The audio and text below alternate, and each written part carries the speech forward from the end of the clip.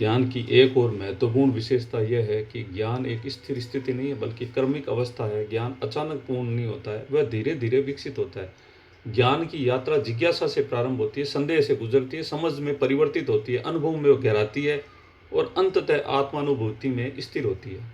इस प्रक्रिया में व्यक्ति केवल जानकारी नहीं प्राप्त करता है बल्कि स्वयं में परिवर्तित होता है।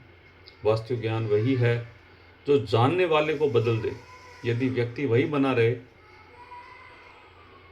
और केवल सूचना बढ़ती जाए तो वह ज्ञान नहीं, संग्रह मात्र है। ज्ञान की अवस्थाओं को समझना इसलिए भी आवश्यक है क्योंकि प्रारंभिक समझ को अंतिम ज्ञान मान लेने से भ्रम उत्पन्न होता है।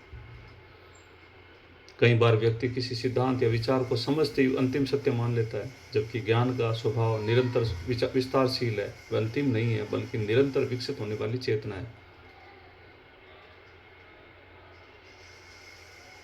ज्ञान का स्वभाव निरंतर विस्तारशील है, अंतिम नहीं है बल्कि निरंतर विकसित होने वाली चेतना है। धन्यवाद।